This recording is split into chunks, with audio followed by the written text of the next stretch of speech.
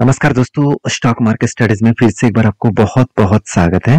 तो आज मैं फिर से आपके सामने कुछ इंपॉर्टेंट कंपनी का अपडेट लेके आया हूँ और आज का वीडियो बहुत इंटरेस्टिंग होने वाला है। तो इस वीडियो के माध्यम से आपको मैं जितने कंपनीज के बारे में चर्चा करूंगा वो सारे कंपनीज के अपडेट आपको पहले से ही देखना चाहिए, क्योंकि इस कंपनी के ऊपर जितने सारे अपडेट्स मैं आपके साथ शेयर करूंगा वो सारे अपडेट्स आपको बहुत हेल्प करेगा कंपनी के बारे में फ्यूचर में काम करने के लिए। तो प्लीज इस वीडियो को लास्ट तक देखिएगा और अभी तक अपने चैनल को सब्सक्राइब नहीं किया तो जरूर कर लीजिएगा। कंटिन्यूसली इन्फॉर्मेशन और अपडेट्स पाने के लिए इस चैनल के ऊपर बने रहिएगा। तो फर्स्ट जो कंपनी जिसके बारे में चर्चा करूं उसका नाम है इजी ट्रिप प्लानर। देखिए, इजी ट्रिप प्लानर जो है वो ऑनलाइन टिकट बेचने वाला कंपनी है। मतलब देखा जाए तो फ्लाइट के टिकट, साथ ही साथ ट्रेन का, उसके साथ होटल बुकिंग्स, रिजर्वेशंस, उसके साथ साथ हॉलिडे पैकेज, उसके साथ साथ आप देखेंगे तो जो ट्रैवल आप करते हैं एक जगह से दूसरे जगह तक, ये सारे रिजर्वेशन का जो फायदा है वो कंपनी आपको देते रहते हैं। तो इजी ट्रिप प्लानर इंडिया की एक पॉपुलर देखा जाए तो टिकट बेचने वाला कंपनी है और इंडिया में जितने सारे टिकट ऑनलाइन टिकट बेचने वाला कंपनी है उनमें से इजी ट्रिप प्लानर इंडिया के सेकंड लार्जेस्ट कंपनी है और सेकंड लार्जेस्ट प्रॉफिटेबल कंपनी है। देखिए, दो ही कंपनी प्रॉफिटेबल में है, एक आईआरसीटीसी है और दूसरा है इजी ट्रिप प्लानर। बाकी सारे कंपनीज के ऊपर प्रॉफिट आपको नहीं दिखेगा, इस बात को आपको याद रखना है। और रही बात इस कंपनी के ऊपर डिटेल्स का, तो एक अपडेट जरूर सामने आया हुआ है। वो अपडेट क्या आप देखेंगे तो इजी ट्रिप प्लानर यहाँ पे देख सकते हैं Q2 का नेट प्रॉफिट रेज 67% और वो भी कितना 47 करोड़ के आसपास। तो एक बहुत शानदार तरीके से एक प्रॉफिटेबिलिटी ग्रोथ हुआ। देखिए, उनका जो मैनेजमेंट है वो मैनेजमेंट यही कह रहा है कि कंपनी के ऊपर अपकमिंग टाइम्स में और भी ज्यादा ग्रोथ होने का चांसेस है। क्यों? क्योंकि देखिए, कंपनी के ऊपर जिस तरीके से यहाँ पे मतलब काम हो रहा है, जिस तरीके से यहाँ पे कंपनी खुद को रिप्रेजेंट कर रहा है, वो अलग लेवल का ग्रोथ है। क्योंकि इजी ट्रिप प्लानर के बारे में एक ही बात कहूँ, कंपनी का जो क्वार्टरली जो रिजल्ट है वो नेट प्रॉफिटेबिलिटी के हिसाब से बात करूँ तो प्रॉफिट रईज क्या है 67% के आसपास, ₹247 करोड़ के आसपास। तो कहने का मतलब है कंपनी के ऊपर जो मतलब प्रॉफिटेबिलिटी है वो अच्छा खासा यहाँ पे ग्रोथ देखने को मिला है। अभी कंपनी के ऊपर जो क्वार्टर बेसिस जो रिजल्ट है वो कंपनी के ऊपर किस तरीके से हुआ वो आपको यहाँ पे दिखेगा।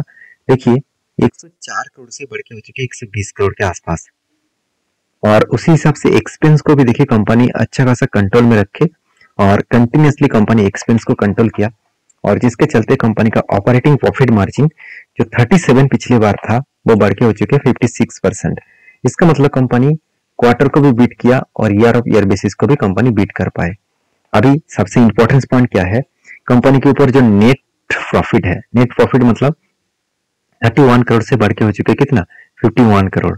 और वही यहाँ पे वही चीज आपके साथ शेयर किया गया है कि यहाँ पे टोटल जो प्रॉफिटेबिलिटी रेज हुआ है 67% के आसपास और यहाँ पे शानदार तरीके से प्रॉफिट का ग्रोथ हुआ और उस हिसाब से कंपनी का और भी आगे चल के अच्छा खासा ग्रोथ होने का चांसेस है। क्योंकि कंपनी की जो बैलेंस शीट है वहां पे आप देखेंगे तो कंपनी का कर्जा इस बार ज्यादा उठाया गया 116 करोड़ के आसपास।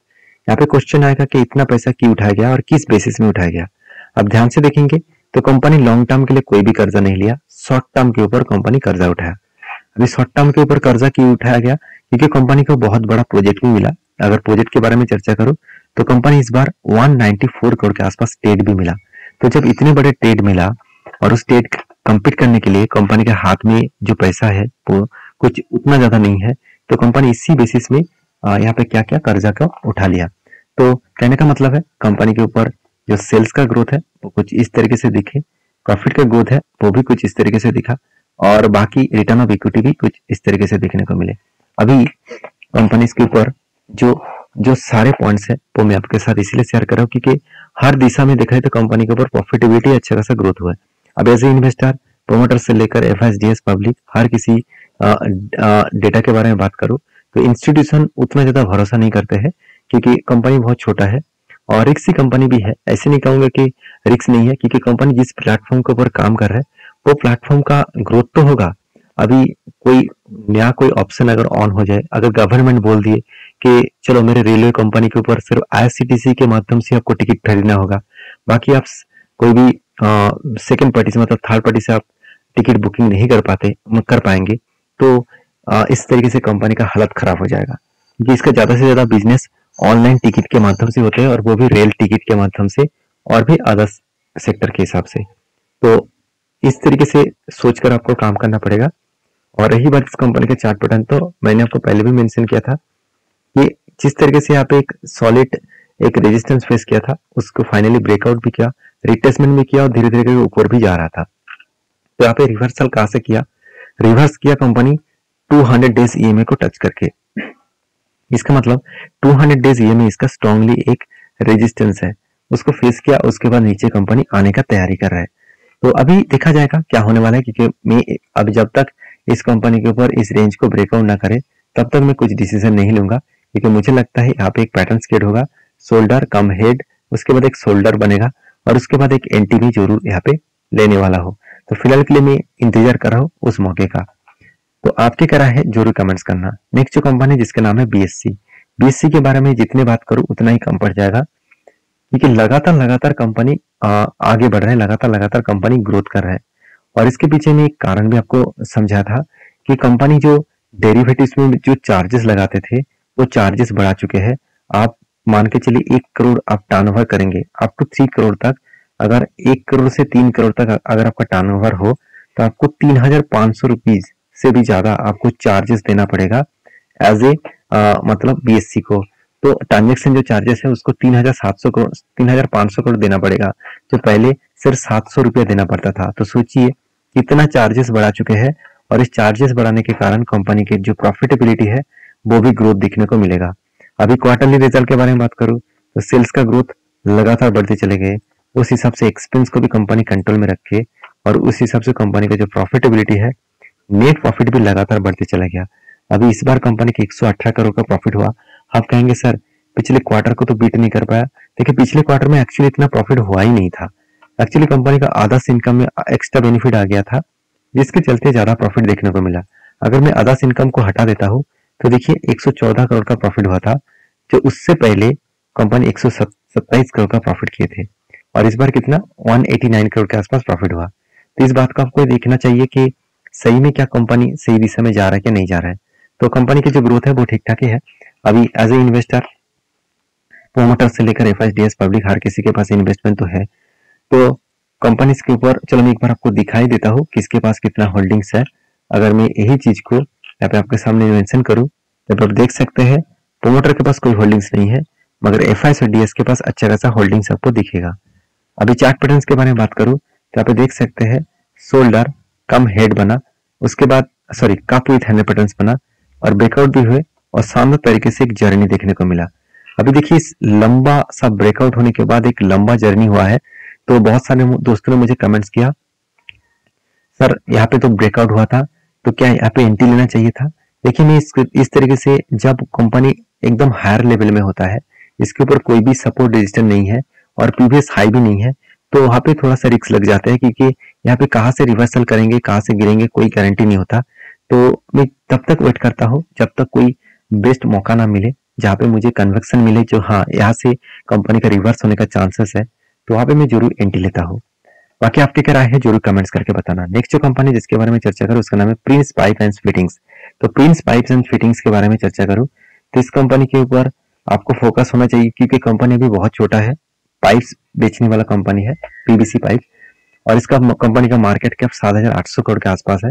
और कंपनी के ऊपर सबसे जो मुझे बेस्ट पॉइंट लगा, कंपनी कर्जे को एकदम जीरो रखा, कोई भी कर्जा नहीं है। प्रोमोटर के पास होल्डिंग्स भी अच्छा खासा देखने को मिला और जो एनुअल इनकम है वो भी ठीक ठाक है, और कर्जे को प्रीपेमेंट करने के बाद इनकम भी अच्छा कर रहा है, ये भी कंपनी के लिए एक प्लस पॉइंट है। और बाकी देखिए कंपनी के जो क्वार्टरली रिजल्ट है तो आप देखेंगे तो पिछली बार जो रिजल्ट किया था इस बार थोड़ा सा ज्यादा हुआ, मगर कंपनी क्वार्टर को बीट नहीं कर पाए। इसका मतलब क्वार्टर बेसिस में कंपनी का सेल्स ज्यादा नहीं दिखा, कंपनी का प्रॉफिटेबिलिटी ज्यादा देखने को मिले। कंपनी प्रॉफिटेबिलिटी कितना हुआ आप देखेंगे तो कंपनी पिछली बार तो लॉस किए थे 24 करोड़ के आसपास, वो इस बार बढ़ के हो चुके 70 करोड़ के आसपास। इसका मतलब कंपनी का अच्छा खासा प्रॉफिट देखने को मिला है।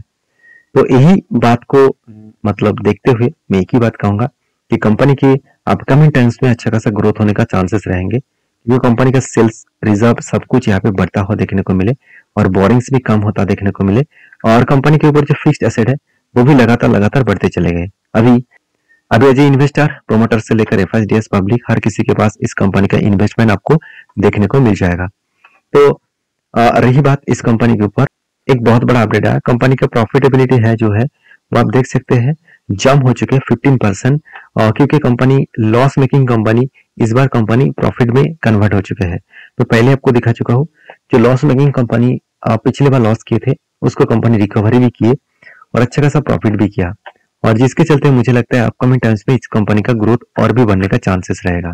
मगर कंपनी का जो वॉल्यूम है वो बहुत वीक होता जा रहा है, कंटिन्यूसली वॉल्यूम डाउन होता जा रहा है, जिसके चलते चार्ट पैटर्न जो बना वहां पे भी देखिए बहुत ज्यादा वॉलेटिलिटी देखने को मिला। अभी फाइनली देखिए यहाँ पे जो पैटर्न क्रिएट हुआ था कफ विद 100 पैटर्न, तो उसको ब्रेकआउट भी किया, और मुझे लगता है यहाँ पे एक कंफर्मेशन होने के बाद यहाँ पे एक अपटेमेंट मोमेंटम जरूर देखने को मिलेगा, और वो भी देखिए यहाँ तक आने का चांसेस है। वो लेवल कितना है 940 रुपीज के आसपास, तो यहाँ पे अच्छा खासा एक टारगेट यहाँ पे इजीली अचीव होने का चांसेस है। बाकी आपके क्या राय है इस कंपनी के ऊपर जरूर कमेंट्स करके बताना।